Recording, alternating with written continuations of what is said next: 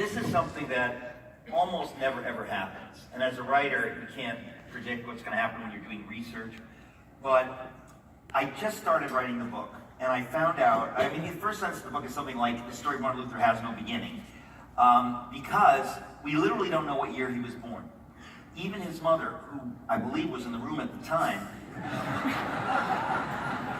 please. You know, this crowd, they always got to go there, and I've had enough. Please, enough.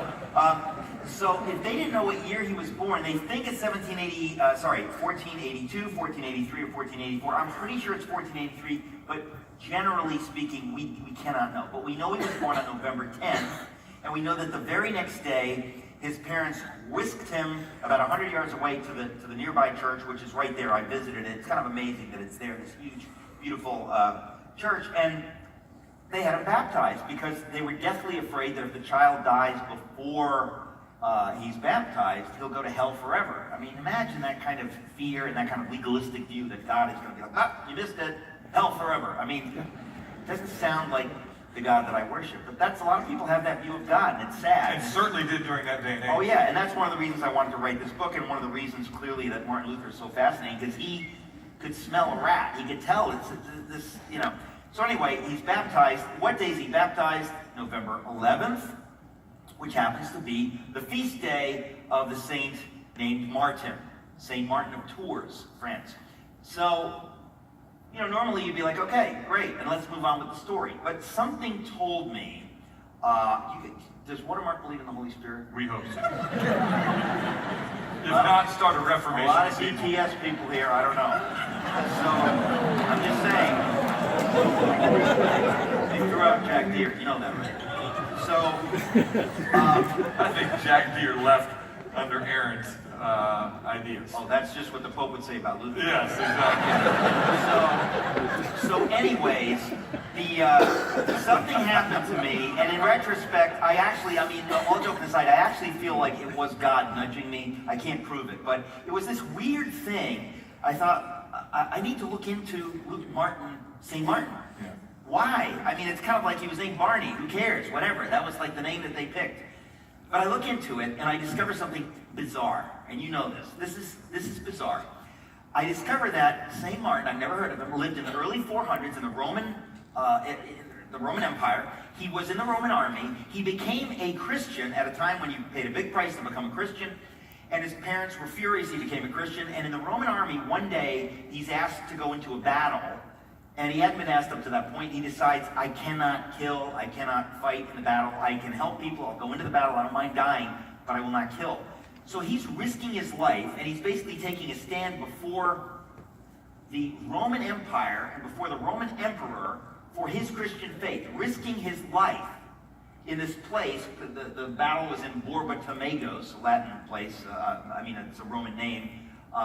Borba Tamagos. So he takes his stand for his Christian faith. He doesn't die.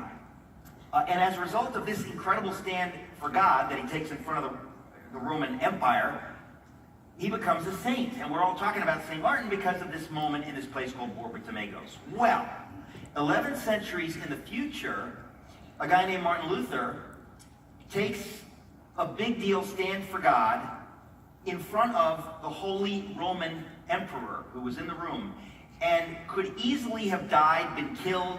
We would have expected he would have been killed for this incredible stand for God. He is not killed, and he lives, and that's his most famous moment of his life. And he's named after the previous Martin who did the same thing. And he's named after the previous Martin who did the same thing. But here's where it gets freaky. I said, this thing happened in like 420 AD. This thing happened in, 1521 AD, 11 centuries apart, very similar. He was named after that guy. That's kind of freaky. The stand that he took was in Worms. In Worms, Germany. You've never heard of Worms, except that this is what happened at Worms, obviously, right? Well, I look up Borba Tamagos. Where was Borba Tamagos? Parentheses, modern day Worms, Germany.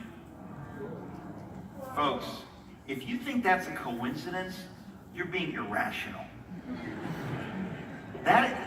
I was frozen in my chair when I read that. It's like, is God sovereign? How can we explain something so bizarre? We're not talking about Berlin, Paris, London.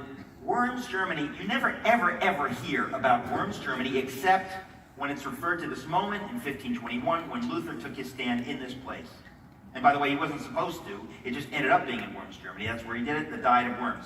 So when I read this, and I said that the guy after whom he was named, he's 1 day old, and he's named after this guy, what's his story? And I dig into it, and he had a very similar experience in Worms, Germany.